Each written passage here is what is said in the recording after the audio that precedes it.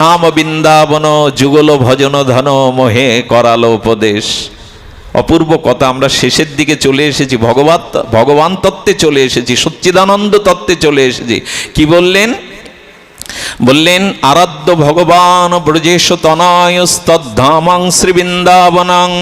আহা, রম্য কাচিত উপাসনা ব্রজবধূ বর্গেন যা কল্পিতা। আমাদের ভজন কি? আরাধ্য ভগবান ব্রজেশ তনয়স্ত, মথুরার ভগবান না, দ্বারকার ভগবান না, ব্রজেন্দ্র নন্দন, ব্রজকিশোর, ব্রজনন্দন, রাধা রমন, রাধিকা মোহন, ব্রজের যুগলই আমাদের একমাত্র পরম তত্ত্ব। গৌড়ীয় বৈষ্ণবের অন্তত এটা তত্ত্ব। তো এই জন্য বারবার বলা হয়েছে যে এই ভগবানের উপাসনায় এখন আমরা ভগবত তত্ত্বে চলে এসেছি, সেই ভগবানেরই কথা আমরা একটু আস্বাদন করব। আর এই আস্বাদনের জন্য আরেকটি বিগ্রহ আমাদের মাঝে এসেছে চৈতন্য চরিতামৃতের ভাষায়। ওই ব্রজের রাধা কৃষ্ণ মিলিত তনু হয়ে এসেছিলেন শ্রী গৌরাঙ্গে। তার কথা একটু সামান্য আস্বাদন করেই পাঠ বিশ্রাম। তবে এত সুন্দর আসর পাওয়াটা বড় ভাগ্যের। আপনাদের আজ স্থিতি, আপনাদের এখানে যে আকুলতা, ভাগবত শ্রবণের যে উৎকণ্ঠা, আমার মনে হয় দেবতারাও দুঃখ প্রকাশ করছে কবে মানুষ হয়ে আসরের মাঝে গিয়ে বসে হরিকথা শুনতে পাবো। দেবতাদেরও ভাগ্য নাই, দেবতাদেরও এই ভাগ্য নাই। সেই তো গোবিন্দ সাক্ষাৎ, আর ব্রজের মাধুর্য, রাধারানী বামে করে যুগল কিশোর, কিশোরমণি শ্যাম শ্যামা দাঁড়িয়ে আছেন। এই ভজনই আমাদের উদ্দেশ্য। তবে বাঁশির ভিতরে বাতাস একইভাবে গেলেও তার ছিদ্র দিয়ে যেমন বিচিত্র রাগ রাগিনী প্রকাশিত হয়, তেমনি ব্রজের ভজনের বাতাসটা এই যুগল ভজনের আনন্দ আস্বাদনের। তাই চলুন আমরা শ্রীধাম বৃন্দাবনে শ্রী গুরু মহারাজকে স্মরণ করে অপ্রাকৃত ধাম শিরোমণি চিন্তামণি ভূমি, অপ্রাকৃত সন্ধিনী রাধার শ্রীধাম বৃন্দাবনে চলে যায়। এইখানে ভগবানের যে লীলা, অপূর্ব ভক্ত মাধুর্য, সেটার কিঞ্চিত আস্বাদনে পাঠ বিশ্রামের দিকে। অপূর্ব তিনটে লীলা স্মরণে এসেছে, একটু আস্বাদন করুন। গোবিন্দ গোষ্ঠে গেছেন, আর জানেন তিনি গোপাল, অর্থাৎ তিনি গোচারণ ভূমিতে যেতে বড় ভালোবাসেন। আর রাখাল বেশে নটকিশের নটবার, ত্রিভঙ্গ মোরারি, হাতে বংশীধারী, ময়ূরপিচ্ছ পিতবসন। আর তিনি ব্রজের এই সখাদের সাথে খেলতে খেলতে একদিন হঠাৎ দেখে শ্রীকৃষ্ণের যে বাল্যবন্ধু সুদামা, সে কি করেছে জানেন? সে বাড়ি থেকে মাঠা এনেছিল। মাঠা মানে কি? ঘোল। সেই ঘোলটা একটু টক হয়ে গেছে, মানে মা দিয়েছে রাত্রে ভোরে তৈরি করেছে, টক হয়ে যাবে মনে করেছে, এটা আর আমি শ্যামসুন্দরকে গোপালকে দেব না। আড়ালে বসে ও খাচ্ছে, কারণ টক কি তাকে দেওয়া যায়? সকারা তো এটো করে যেটা মিষ্টি সেটাই তুলে দিত। তো ওই এটো করে একটু দেখেছে ঘোলটা টক হয়ে গেছে, তাই বলে এইটা কানাইকে।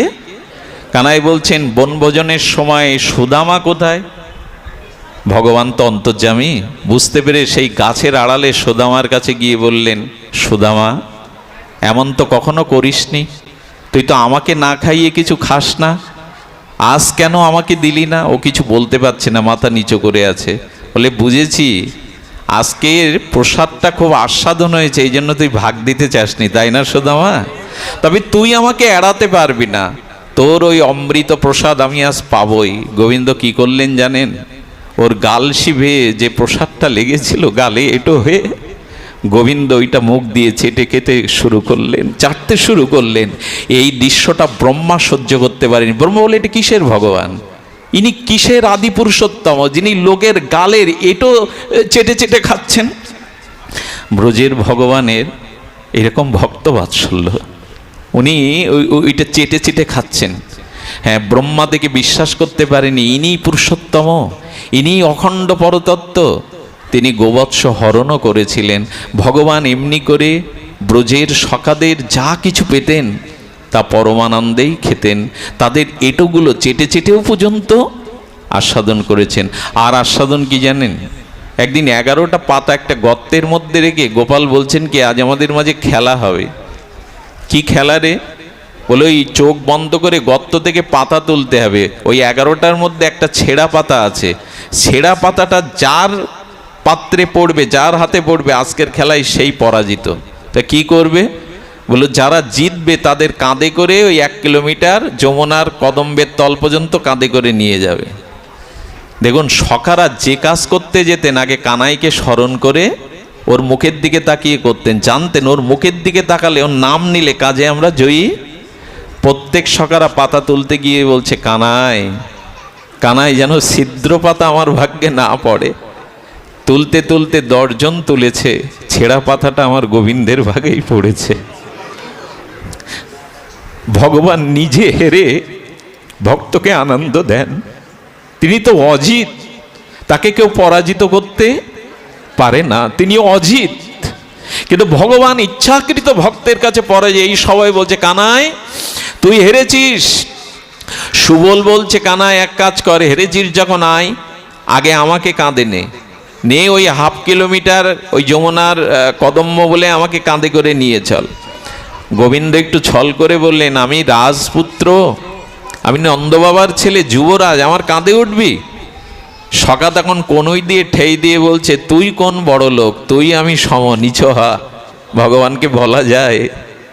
ভগবান এটাই চান, জানেন, বলে তুই কোন বড় লোক, তুই আমি সম, নিচ হা। সুবল যাকে নিচ হতে বললেন, কাঁধে যেই তুলেছেন গোবিন্দ সুবল শাখাকে কাঁধে করার সাথে সাথে, আচ্ছা কেউ কাউকে কাঁধে করলে চরণ দুটো কোথায় পড়ে? বুকের ওপরে পড়ে।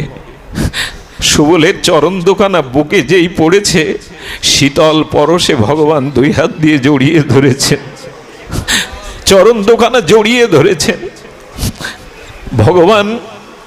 ভগবান একটা অপ্রাকৃত আনন্দ পেয়ে বলছেন ভক্তের চরণ বুকে নিলে যে এত শীতল লাগে, এত আনন্দ লাগে আমি জানতাম না।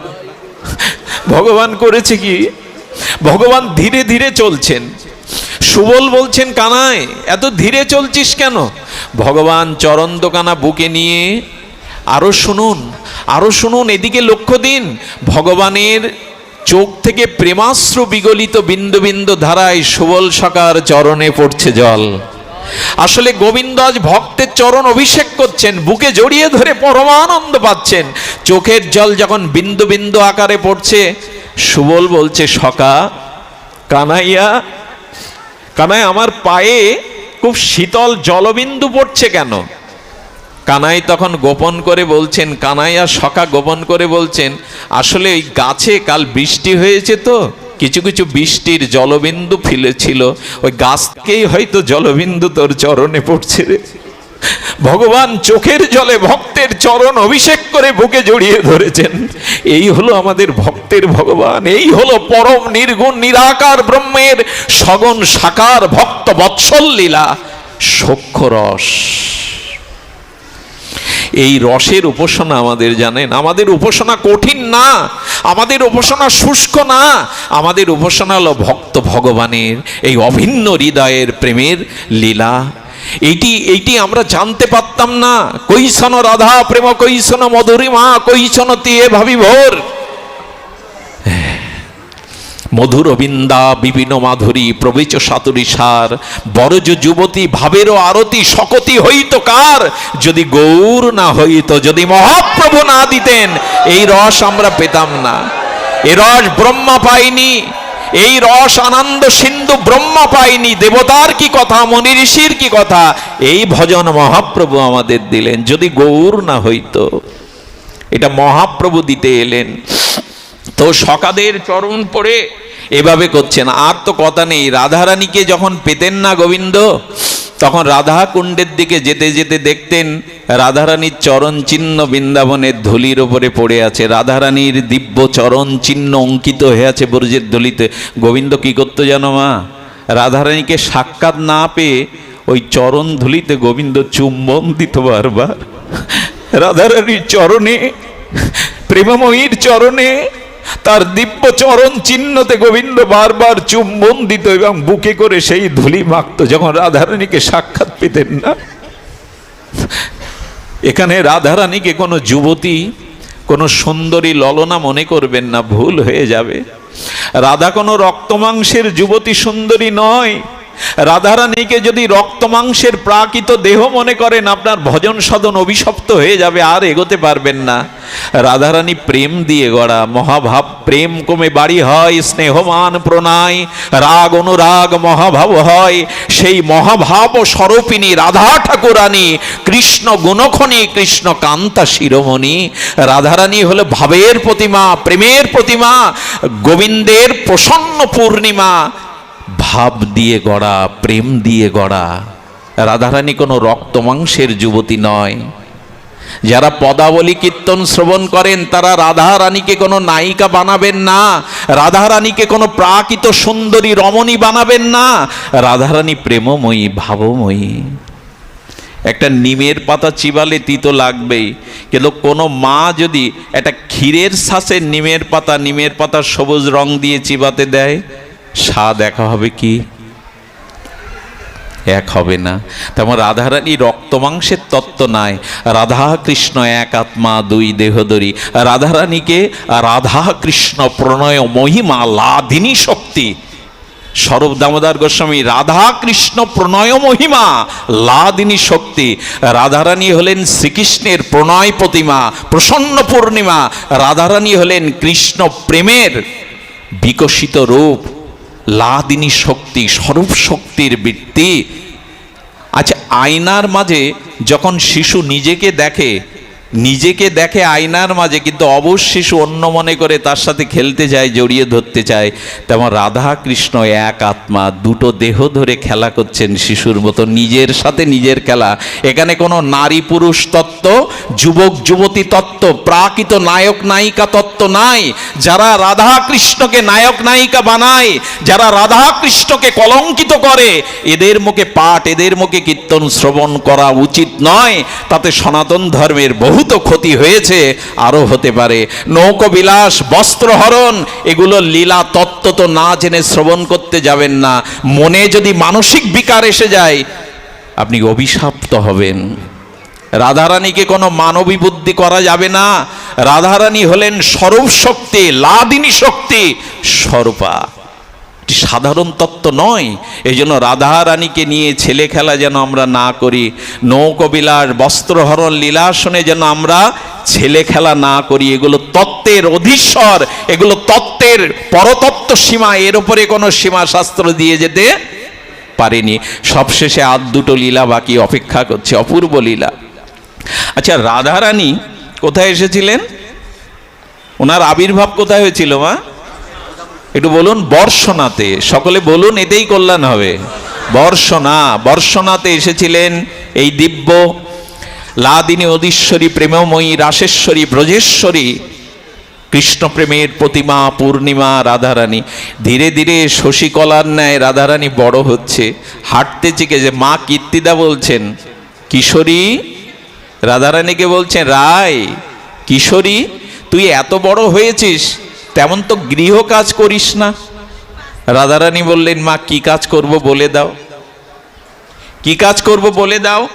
বললেন, যা গাভীটা দহন করে আয়। সোনার বালতি হাতে দিলেন। কার হাতে? কিশোরী রাধারানীর হাতে। যা বালতিটা নিয়ে গো দহন করে আয়। তুই তো পরবর্তীতে এই কাজগুলো করবি, আমি কবে অসুস্থ হব, তোরই তো কাজ। রাধারানী ললিতা বিশাখা নিয়ে হাতে বালতি নিয়ে হাত কাঁপছে।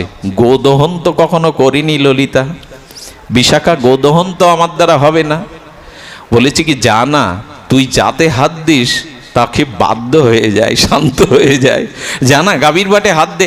রাধা করুণাময়ী যখন গাভীর বাটে হাত দিয়েছেন, গাভীর প্রত্যেকটা লোমকূপ প্রেমানন্দে ভরে গেছে। রাধারানী যাকে স্পর্শ করে, গাভীমা বলছেন কি, গোবিন্দ অনেকবার ছুঁয়েছে, কিন্তু এরকম প্রেম তো হয় না। গোবিন্দ তো অনেকবার আমাদের গলা জড়িয়ে ধরে, বাঁশি দিয়ে ডাকে, হেলান দিয়ে দাঁড়িয়ে থাকে, এরকম হবে কেন? রাধারানীর স্পর্শ আর গোবিন্দ স্পর্শ এক নয়। কি করেছেন?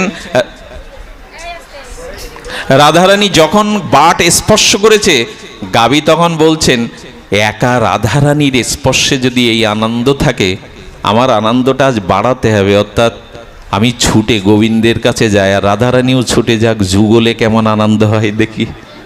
আমার কি মনে হয় জানেন? ব্রজের গাভীগুলোর মধ্যে যুগলের সেবা আনন্দের স্বাদ জাগলো, কিন্তু আমার জাগলো না, গাভীগুলোর জাগলো। গোবিন্দ গোষ্ঠে শরৎকালের তাপ ও দগ্ধ রৌদ্রে ক্লান্ত হয়ে ঘেমে গেছেন। এক বটবৃক্ষের শিকড়ে গোবিন্দ যখন বসেছেন, ডালটা নুয়ে এসেছে যাতে গোবিন্দর ওপরে মাথা রেখে শয়ন করতে পারবে। বৃক্ষ সেবা দেওয়ার জন্য নুয়ে এসেছে। গোবিন্দ ওখানে শুয়েছে জানেন, শ্যামলী ধবলী গাভীগুলো এসে গোবিন্দের গা শুকছে, চরণ শুকছে, আর শ্যামলী ধবলীকে বলছেন, ওরে ভগবান তো আমাদের দুটো হাত দেয়নি, চারটে পা দিয়েছে। তো গোবিন্দের চরণে ধুলি লেগে আছে, তার অঙ্গে ঘাম লেগে আছে, হাত যদি দিত হাত দিয়ে তার চরণটা সেবা করতে পারতাম, তার গায়ের ঘামটা বাতাস দিয়ে মুছিয়ে দিতে পারতাম বিজন সেবা করে। কিছুই তো নাই। ধবলী বলছে কি, আয় আমাদের জিহ্বা দিয়ে চেটে চেটে গোবিন্দের চরণটা শীতল করি। ধবলী বলছেন, তৃণ খেতে খেতে আমাদের জিহ্বার অগ্রভাগটা বলো ধার হয়ে গেছে, গোবিন্দের চরণ তো কোমল, ব্যথা বাজবে না? জিহ্বার অগ্রভাগে যে ধার, এতে ব্যথা বাজবে না? শ্যামলী তখন বলছেন, আমাদের জিহ্বার বিপরীত উল্টো দিকটা বড় নরম, ওখানে ব্যথা পাবে না। জিহ্বার বিপরীত দিক দিয়ে গাভীগুলো গোবিন্দের চরণ সেবা করছে, আর পুচ্ছ দিয়ে, লেজ পোষ্য দিয়ে, বাতাস দিয়ে তাকে শীতলতা দিচ্ছে। সেদিন একটা প্রার্থনা করেছিল গোবিন্দ, যদি এই জগতে পাঠাও, মানুষ করে পাঠিও, যাতে তোমার সেবা করতে পারি, তোমার প্রাণ ঢালা চরণ সেবা করতে পারি। সেই সেবার জন্ম পেয়ে শুধু সংসার আর দেহকে সেবা করে গেলাম। সেই ভজনযোগ্য দেহ পেয়ে শুধু সংসারের অনিত্য মায়ার সেবা করে গেলাম, স্ত্রী পুত্র দেহ গেহ আত্মীয় কুটুম্বের সেবা করে গেলাম, রাধারানীর সেবা হলো না, গোবিন্দ সেবা হলো না। আর পাবো তো, বড় দেরি হয়ে যাচ্ছে, সময় কিন্তু চলে যাচ্ছে, আর জন্ম পাবো তো, আবার ভজনের জন্য মনুষ্য শরীর পাবো তো, এই ভারত ভূখণ্ডে আবার মনুষ্য তনু পাবো তো গোবিন্দ সেবার জন্য। বড় দেরি হয়ে যাচ্ছে, মাঝে মাঝে ভয় হয়, বড় দেরি হয়ে গেল। আর যদি জন্ম না পাই, আর যদি ভারত ভূখণ্ডে মনুষ্য জন্ম না পায়, এই ভূখণ্ডে পাবো না তো। কারণ পৃথিবীর অন্যান্য উপমহাদেশে সাকার ভজন নাই, নিরাকার ভজন, সেখানে তো গোবিন্দকে সেবা দিতে পারবো না, সেখানে তো লীলা আস্বাদন করতে পারবো না। পাশ্চাত্য দেশগুলো সব নিরাকারের ভজন করে, সেখানে তো আকার নাই, বিগ্রহ নাই। এই জন্য সময় চলে যাচ্ছে, মাঝে মাঝে ভয় হয়, রাধারানী তোমায় যদি হারিয়ে বসি, জন্মটা যদি হারিয়ে বসি। রাধারানীর স্পর্শ পেয়ে গাভীটা ছুটছে, ছুটছে কোথায় জানেন? যেখানে গোবিন্দ দাঁড়িয়ে। গোবিন্দের কাছে গিয়ে গাভীমা স্থির হয়ে দাঁড়িয়ে গেলেন। রাধারানী বললেন, দাঁড়াবার আর জায়গা পেলি না, লজ্জা দিবি তো ওর সামনেই দিবি। হ্যাঁ, ললিতা বিশাখা এসে বলছে, শ্যাম আমাদের রাধারানী দুগ্ধ দহন করবে, তুমি সরে দাঁড়াও। গোবিন্দ তখন বলছেন, আমি গাভীমাকে ডাকিনি, গাভীমা তো আমার কাছেই এসেছে, আর তোমাদের রাধার কথা বলছো? ওই যে মৃদুমন্দ পুতুলের মতো শরীর, ওর দ্বারা আর গাভী দহন হয় না, অবিদ্যা তো জানেই না। গোবিন্দ লীলা প্রকাটের জন্য বলছেন, আজ কত ভাগ্য, গাভীমাকে স্তুতি করছেন, রাধারানীকে দর্শনের ভাগ্য দিয়ে দিলি তুই।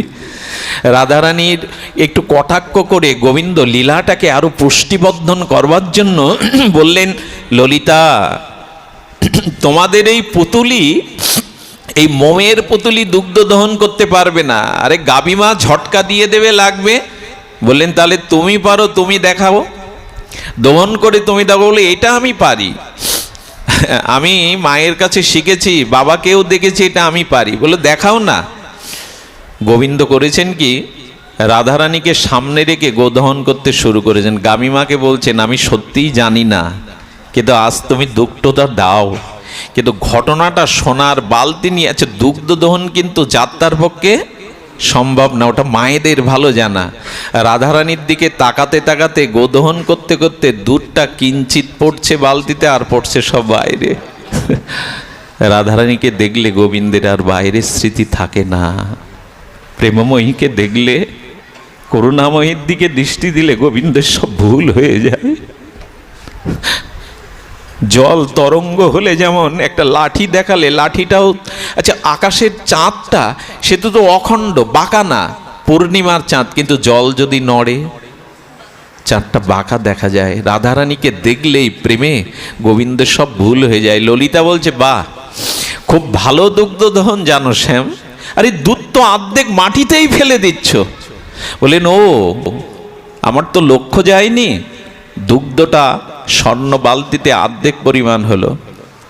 তোমাদের রাধারানীর দ্বারা কাজ নাই। তখন রাধারানী এগিয়ে এসে বলছে, শ্যাম তোমাকে তো একটু সাধুবাদ দিতেই হয়, আমার কার্যটা তুমি করে দিলে, তবে শ্যাম বালতিটা দাও, বালতিটা আমায় দাও। মাকে গিয়ে আমি কি বলবো? মা প্রথম আমাকে গোদহনে পাঠিয়েছেন, আমার তো লজ্জা করবে যদি না নিয়ে যায়।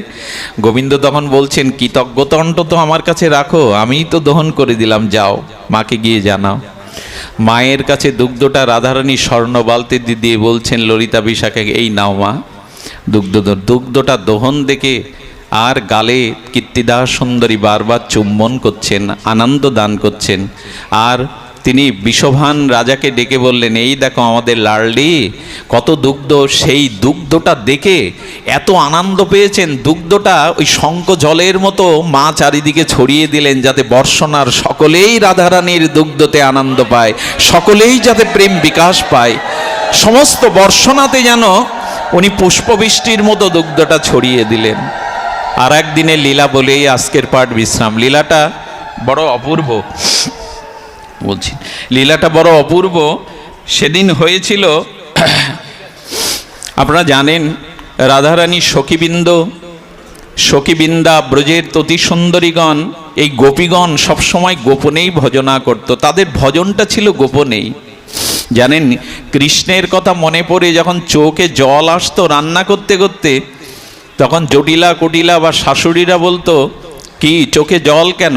গোবিন্দের চিন্তাই চোখে জল, কিন্তু বলতো কাষ্টের উনানের ধোঁয়াতে আমাদের চোখে জল এসেছে, গোপন করতো সর্বদা। আচ্ছা, গোপীগণ মথুরায় দধি বিকিনি করতে কেন যাবে? মাথায় দধি মাখন সর নিয়ে কেন মথুরায় আসবে? ওরা বিকিনি করতে যাবে কেন? কারণ কি জানেন? ওই ফেরি করার ছলে যদি গোবিন্দের মুখটা একবার দেখা যায়, হ্যাঁ, বারবার ফেরি করার ছলে। আবার গোপিকাদের কিরম আবেশ জানেন? মাথায় যখন দধি ভাণ্ড নিত, নবনীত নিত, তখন 2-3 বার বলতো বটে আবেশে, ননি নেবে, মাখন নেবে, ঘৃত নেবে, দধি নেবে, বলতে বলতে 2 বারের পরে তাদের মুখে এসে যেত মাধব নেবে, গোবিন্দ নেবে, কৃষ্ণ নেবে। তাদের হৃদয়ে তো ওই ভাবনা, মাখন নেবে আর হচ্ছে না, গোবিন্দ নেবে, কৃষ্ণ নেবে, মাধব নেবে। তার মানে ওদের হৃদয়ের ভাবনাটা বাইরে প্রকাশ হতো। যেতে যেতে বৈকালিক সময়ে মথুরা থেকে তারা বর্ষণার উদ্দেশ্যে চলেছে, কিন্তু যমুনার ঘাটে এসে, যমুনার কেশি ঘাট আছে আর যেন কি কি ঘাট আছে, ঘাটে এসে দেখছেন সেদিন ঘাটে কোনো মাঝি, খুব অপূর্ব লীলা, যদি হৃদয়ে একটু স্পর্শ করে, ওইখানে চলে যান, বৃন্দাবনে চলে যান, যমুনাকে দর্শন করুন। নীল যমুনা, অপ্রাকৃত মধুময় বনলক্ষ্মী শোভাত বৃন্দাবন, মধুর বিপিনে মধুর বাতাসে সেই অপ্রাকৃত সোয়া বৃন্দাবনে মানস শরীরে চলে যান। লীলা চিন্তন করতে করতে লীলার মধ্যে ডুবে যান, অবগাহন করুন সেই লীলাতে। রাধারানীকে মাঝগানে রেখে গোপীরা দেখছে কোথাও কোনো মাঝি নাই। ঘাটে আজ নৌকা নেই কেন? কোনো মাঝি নেই কেন? কোনো কিবট নেই কেন? রাধারানী বললেন, ভালো করে দেখ, বর্ষণায় যেতে যেতে তো রাত নামবে, কীর্তিদা মাকে কি বলবো, বিষভান রাজা তো চিন্তা করবে বাবা। রাধারানী সখীদের বললে, অষ্টসখীরা এগিয়ে দেখতে পাচ্ছে ছোট্ট একটা নাও অনেক দূরে। মনে মনে দেখুন, ছোট্ট একটা নাও, মাথায় একজন মুকুট বেঁধে, মাথায় একজন কাপড় বেঁধে, মুকুট বেঁধে বইটা নিয়ে প্রেমানন্দে যেন বসে আছে, উদাসী হয়ে বসে আছে। গোপীগণ বলছে, রাধে, ওইটা একটা নৌকা দেখা যায়, তবে নৌকাটা খুব ছোট। বলে, ছোট হোক বড় হোক, ডাক তাড়াতাড়ি, এরে তো যেতে হবে, দ্রুত ডাক। ওরা বলছে, এই মাঝি, এদের তো আর কম স্পর্ধা না। গোপীগণ, আমরা রিক্সাওয়ালাকে মাঝিকে এরকম অনেক সময় ডাকে, এই রিক্সা যাবি না, এরকম ভাষা হওয়া উচিত না। তো গোপীগণ একটু অভিমানে বলছে, এই মাঝি, এই মুকুট মাথায় হ্যাঁ কি যেন পাগড়ি বাঁধা মাঝি যাবে। গোবিন্দ অনেকক্ষণ মুখ ফিরিয়ে বলছে, প্রেমের সহিত ডাকো, প্রেমের ডাক ছাড়া আমার কানে যায় না। কথাটার ইচ্ছে হলো ভগবানকে যদি ডাকেন একটু প্রেমের সহিত ডাকতে হবে। প্রেমের সহিত বলো, এই মাঝি ওই মাঝিতে আমি ফিরবো। গোবিন্দ কিন্তু মানে মাঝির রূপ সেজে গেছেন, এখন সব লুকিয়েছেন, যা যা চিহ্ন সব লুকিয়েছেন, পাগড়ি বেঁধে বলছেন প্রেমের সহিত ডাকো। রাধারানী বললেন, এই এভাবে কেউ ডাকে? কোনো নৌকা নেই, ওই একা পাত্র হতেই হবে, যা একটু প্রেমের ডাক। ও গো মাঝি, দয়া করে পার করবে গো। বলে, হ্যাঁ এইবার ডাক হয়েছে। গোবিন্দ বলছেন, আজ তোমাদের খবর আছে। হ্যাঁ, আস্ফালন করো। রাধারানীকে নিয়ে করুণাময়ীকে বললেন, মাঝি গো দয়া করে পার করে দেবে গো। বলে, হ্যাঁ এইবার ডাক পছন্দ হয়েছে। উনি মাঝি রূপ ধরে পাগড়ি বেঁধে পরমানন্দ স্বরূপ গোবিন্দ। গোবিন্দ কিন্তু মাঝি, আমাদের পার করবেন কিন্তু উনি। আমাদেরও একদিন ঘাটে গিয়ে দাঁড়াতে হবে, তো সেদিন ডাকবেন, মধুর করে ডাকবেন। এই জগতে যারা ডেকেছেন তারা মধুর করে ডাকবেন। গোবিন্দ এসেছে, ওদের দিকে তাকাচ্ছে, বলে, মাঝি ওগো আমাদের একটু পার করে দিতে হবে। গোবিন্দ বলছেন, আমাকে মাঝি রূপে দেখছো বটে, তবে আমি মাঝি? আরে এই নৌকা আমার ব্যক্তিগত নৌকা। আমার মা, আমি কে তা তো তোমরা জানো না। আমার পিতা আমার মাতা বড় আদর করে নৌকা বিহারের জন্য এটা ব্যক্তিগত নৌকা, আমার তো পারের নৌকা না। গোবিন্দ সুযোগ পেয়েছে জানেন, লীলাময়, লীলা করতেই তো ভালোবাসেন। এটা আমার ব্যক্তিগত নৌকা, আমি নৌকা বিহারে বেরিয়েছি বৈকালিক সময়ে, যমুনা নীল যমুনা, এটা তো পারের নৌকা না। গোবিন্দ চাচ্ছেন একটু হাত জোড় করুক, সবসময় তো ওদের গর্ব বেশি থাকে। রাধারানী বললেন, একটু অনুরোধ করে দেখ মাঝি গো, আজকে তো আমাদের নিরুপায়, আমাদের সাথে আমাদের সর্দারিনী আছেন, ঠাকুরানী আছেন, তুমি দয়া করে একটু পার করে দাও। বলে, হ্যাঁ ভেবে দেখতে পারি, তোমরা যখন হাত জোড় করছো, তবে একটা সত্য আছে। শুনছেন তো, ঘুম আসছে না তো? শুনুন। বলে, একটা সত্য আছে। কি?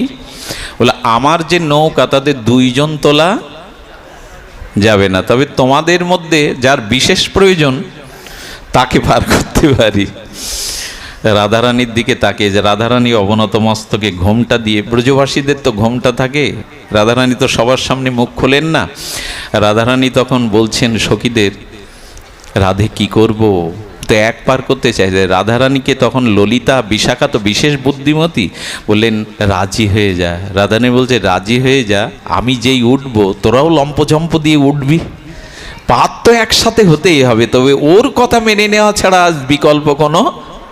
তখন বলছে, তোমাদের মধ্যে সর্দারানীকে, তোমাদের সখীবৃন্দার মধ্যে সর্দারানীকে আমি তাকেই পারি। দেখছো তো ছোট নৌকা, আমি ভ্রমণ করবার জন্য শখের জন্য বাবা তৈরি করে দিয়েছে বাবা, তো এটাতে একজন ধরবে, তো তোমাদের সর্দারানী কোথায়? মুখা বলি রাধারানী আস্তে আস্তে এগিয়ে আসছে, এসে নৌকায় যেই পা দিয়ে দেবে, দাঁড়াও দাঁড়াও দাঁড়াও। রাধারানী চরণ যেই নৌকায় দিতে যাবে, বললো দাঁড়াও দাঁড়াও দাঁড়াও, আমার নৌকা, এটা নিয়ম না। আচ্ছা, কড়িটা তো আগে দিতে হবে। ওপারে গিয়ে যদি বলো কড়ি নেই, তা তো মানবো না, কড়িটা আগে দিতে হবে। গোপীগণ বলছেন, তো তুমি কি কড়ি নেবে? তখন বলছে, কড়ি একটা আছে, দক্ষিণে একটা আছে, তোমাদের এই সর্দারানীকে, এই প্রেমময়ীকে বলো, সুন্দরীকে বলো, আমার কড়ি হলো নৌকা ওঠার আগে আমি তার নিজের চরণটা ধুয়ে দেব, এটাই আমার কড়ি, এটাই আমার একমাত্র পাছার। গোবিন্দও যে চরণ ধোয়ার জন্য বড় ব্যাকুল হন, গোবিন্দও যাকে সম্পদ মনে করেন, আমার রাধারানীর চরণ। শুধু কি তাই, কবি জয়দেব গোবিন্দের এই ভাবটা প্রকাশ করেছিলেন গীত গোবিন্দ, তমসি মম জীবনম, তমসি মম ভূষণম, তমসি মম জলদিবগ্নম, সর খরমণ্ডলং দেহি পদ পল্লব মৌদারাম। গোবিন্দ বলছেন, তুমি আমার জীবন, তুমি আমার একমাত্র ভূষণ। আমি যদি মাছ হই তবে তুমি জল, রাধা, তোমার ছাড়া আমি বাজব না। এই বলে গোবিন্দ রাধারানীর চরণ দোখানা মাথায় নিয়ে বলেছিলেন, দেহি পদ পল্লব মৌদারাম। হে রাধে, হে প্রেমময়ী, তোমার চরণ আমার মস্তকে দেয়। যেন রাধারানী কোনো প্রেয়সী বরা নয়, রাধারানী কোনো রক্তমাংসের পিণ্ড তত্ত্ব নয়। শ্রীকৃষ্ণ জগৎগুরু হলেও প্রেমের গুরু হলেন রাধারানী। এই জন্য আমাদের ভজনটা হলো রাধা দাসে, আমরা গোবিন্দের দাস, এটা যেমন ঠিক তেমন আমাদের মূল পরিচয় আমরা রাধারানীর দাসী। আমাদের ভজনটা হলো মঞ্জুরি ভাব সাধনায় রাধারানীর কিঙ্করি আমরা, কারণ রাধারানীর মতো করুণা কৃষ্ণের মধ্যেও নাই। উনি করুণাময়ী, উনি কৃপাময়ী। এই জন্য কেউ বৃন্দাবনে গেলে বলে কোথায় গিয়েছিলে, রাধা কুণ্ডে। কেউ বলে না শ্যামকুণ্ডে ছিলাম। ওখানে রাধারানীরই করুণা, রাধারানীরই রাজ্য। গোবিন্দ তখন করেছেন কি, যমুনার অঞ্জলি করে জল রাধারানীর চরণ দিয়ে দিয়ে। রাধারানী করেছে কি জানেন, একটা চরণ বাড়িয়ে দিয়েছে, আর একটা চরণ পার একটু উপরে, যে চরণটা নিচে রেখেছে অঞ্জলি করে বিধৌত করার জন্য অভিষেক, আর একটা চরণ একটু উপরে রেখেছেন। গোবিন্দ তখন এক চরণে দাঁড়িয়ে, রাধারানী কাঁপছে, কাঁপতে কাঁপতে বললেন, ঠাকুরানী তোমার চরণের যে শোভা, কৃপা করে আর একটা চরণ দেখাও না। গোবিন্দের চোখে জল এসে গেছে, তখন আর যমুনার জল লাগছে না। রাধারানী বললেন, আর একটা চরণ রাখবো। হ্যাঁ, গোবিন্দ তখন করেছেন কি, রাধারানী যখন বাম চরণটা দেবেন, গোবিন্দ একটা হাতের পল্লব দিয়ে দিয়েছে ওখানে।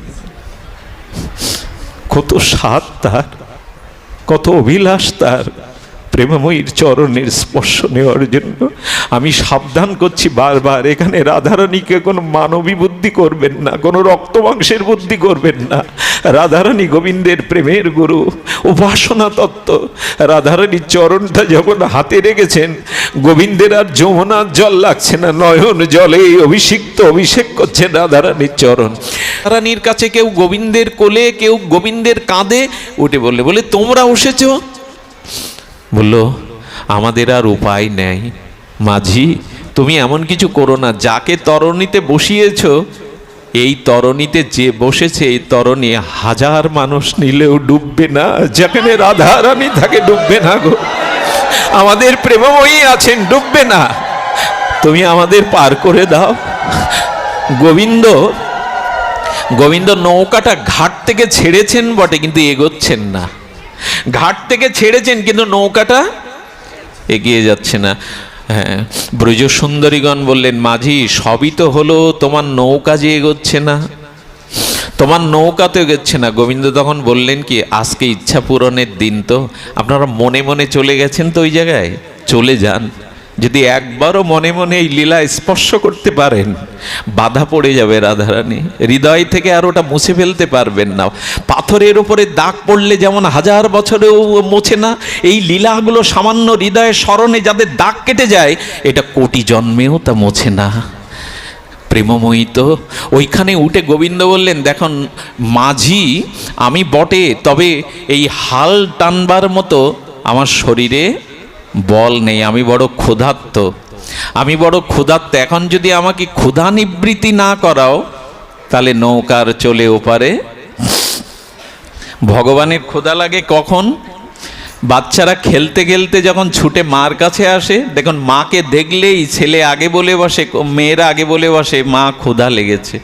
ভক্ত দেখলে ভগবানেরও ক্ষুধা পায়। আপ্তকাম পুণ্যকাম ভগবান বলছেন, আমার বড় ক্ষুধা লেগেছে, নৌকা আমি এক ইঞ্চিও যেতে পারবে না কিছু না খাওয়ালে। আচ্ছা, আমরা কোথায় খাদ্য পাবো?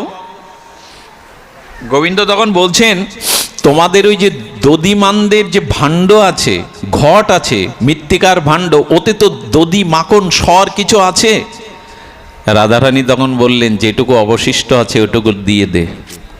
সবাই যখন পাত্র করে গোবিন্দের সামনে এনেছেন, তখন গোবিন্দ বললেন, দেখো আমার পরিচয় তো তোমরা জানো না। গোবিন্দ তো এতক্ষণ ওই রূপ ধরে আছে, বললো আমার মায়ের হাতে ছাড়া আমি নিজে খেতে শিখিনি, সোনার চামচ মুখে নিয়ে জন্মেছি, আমার মা আমার এই সকলে না আমাকে হাতে করে খাওয়ায়। গোপীগণ বললেন, ওপারে আগে যাই।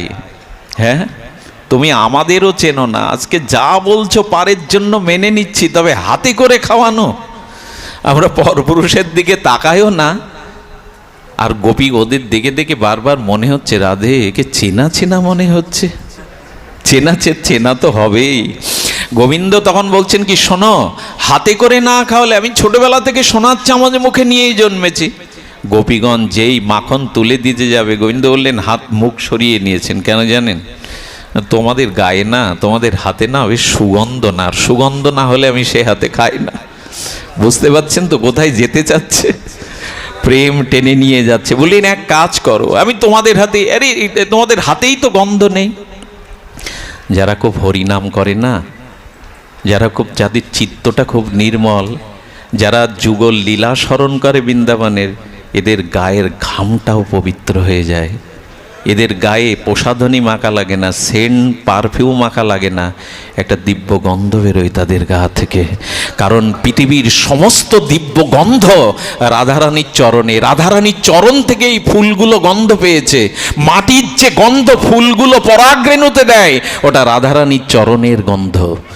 রাধারানীর চরণ যারা চিন্তা করে, তাদের অঙ্গ দিয়ে মহাপ্রভু যখন নৃত্য করতেন, গায়ের ঘামে মৌমাছি এসে বসতো, ওটা মধুর মতো স্বাদ হতো। যারা দিব্য রাধারানীর চরণ চিন্তা করে, তাদের অঙ্গ দিয়ে পারফিউম না, তাদের অঙ্গ দিয়ে দিব্য গন্ধ বেরোয়। গোবিন্দ বললেন কি, দেখো তোমাদের হাতে খাবো না তো কার হাতে খাবে? বললেন তোমাদের যে সর্দারানী বসে আছে না, উনি তরণীতে ওঠার সাথে সাথে চারিদিকে গন্ধে ভরে গেছে, আমি ওনার হাতে দিলে খাবো, আর না খাওয়ালে নৌকা 1 ইঞ্চিও। আরে ক্ষুধাই যদি এখানে পড়ে যায় তো নৌকা চালাবে কে?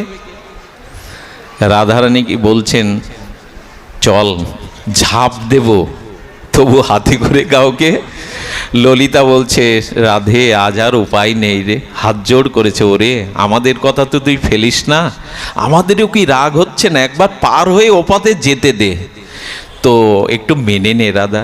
আসলে যুগল মিলনের জন্য সহায়ক হলো ললিতা বিশাখা। তারা বিশাখা, বিশাখা মানে বিশেষ। আচ্ছা, বড় গাছের গুড়িতে গুড়ি বেয়ে না উঠলেও যদি একটা শাখা এসে মাটিতে পড়ে, সেই শাখা ধরেই তো গাছে ওঠা যায়। তা ললিতা বিশাখা হলো বিশেষ শাখা, তাদের ধরলে রাধারানীর কাছে এই নিবেদন ধরো, সখীর অনুগত করো। সখীর অনুগত হলে রাধারানীর কাছে, রাধে করুণাময়ী আজ মেনে নে, আজ কোনো উপায় নাই। রাধারানী বললেন তো ঠিক আছে।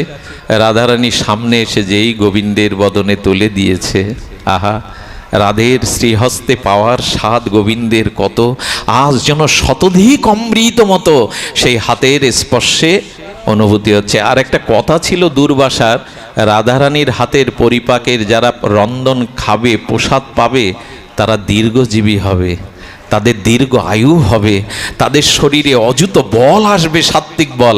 গোবিন্দ পরমানন্দে খেলেন, মুখটাও মুছিয়ে নিলেন, এবার বসে বললেন নৌকা চালাও। আর বাকি আছে কিছু? এবার নৌকা চালাও। নৌকা চালাতে চালাতে সামান্য একটু দূরে গিয়ে আবার থামিয়ে দিয়েছে। বললো থামালে যে পার করে দেবে না বুঝি? এত ছল কপট কেন তোমার? তোমাকে অনুরোধ করে বলছে, দেখো নৌকাটি চলছে না। কেন চলছে না? তা আমার মনে হয়েছে তোমাদের মাঝে যে বসে আছে, সে তোমাদের পেছনে বসে আছে, তাকে আমার সামনে বসাও, তার মুখ দেখলে নৌকাটা দ্রুত চলবে। ওনার ভিতরে একটা কি চালিকা শক্তি আছে, একটা প্রেরণা আছে, ওনাকে সামনে বসা, ওনার দিকে তাকিয়েই নৌকা চলবে। আহারে, এখানে দুটো নৌকবিলাস হচ্ছে, আমাদের মনের ভাবের নৌকবিলাস হচ্ছে। আচ্ছা, এই লীলাগুলো আমি বলছি, এত রাত হয়েছে, এত গরমের মধ্যে যদি আপনাদের মুখে হাসি দেখি, যারা হরিনাম করতে করতে এই লীলাগুলো স্মরণ করে তাদের কেমন হয়? এই জন্য যারা হরিনাম করেন, শুধু হরিনামটা ভজন না, ওটা নাম জপ। এই নামের সাথে সাথে যদি এই লীলাগুলো স্মরণ করেন, তখনই হয় এটা ভজন। শুধু নাম করলে নাম জপ হয়, আর এই লীলা স্মরণের সাথে সাথে নাম জপ করলে ওটা ভজন হয়।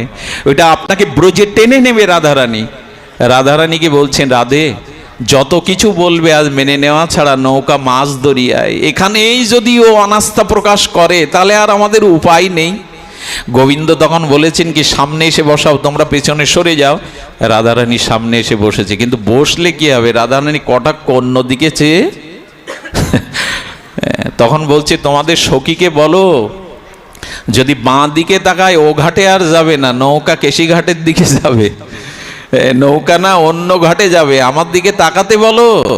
রাধে করছিস কি তুই? বল কে না কে, আমি কারোর দিকে তাকিয়েছি কখনো? এক শ্যাম ছাড়া আমি কারোর দিকে তাকাই?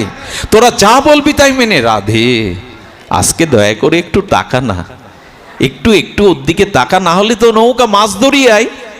গোবিন্দের দিকে যেই চেয়েছেন, সেই আকাহর্ণ বিস্তৃত হরিণ নয়ন প্রেম নয়নের উচ্ছ্বাসে গোবিন্দের ভিতরে আলোকিত হয়ে গেছে। আলোকিত হওয়ার পর গোবিন্দ যখন বইটা হাতে নিয়েছেন, আবার কিছু দূর পথ থেমে গেছে। কি গো, আমাদের ঠাকুরানী তো তাকিয়েছে তোমার দিকে, বলল জানো নৌকা স্রোতে আমি আর ওপারে নিয়ে যেতে পারছি না, কিন্তু এখন আর একটা কাজ বাকি আছে, তাহলে যাবে। কি বাকি? তো যখন গায়ের বলে কাজ হয় না, তখন মন্ত্র শক্তিশালী, মন্ত্রে কাজ হয়। বলে তার মানে? বলে আমি তোমাদের সখীর কানে একটা মন্ত্র দেব, এই মন্ত্র শুনলেই নৌকাটা দ্রুত ওপারে যাবে। আমারও শেষ সময় চলে এসছে। রাধারানীকে বললেন, ও কান ও আমার কর্ণে মুখ দিয়ে বলবে, আমি কারো স্পর্শ, রাধে দয়া করে মেনে নে, আর কোনো উপায় নেই। গোবিন্দ তো ওটাই চাইছিলেন।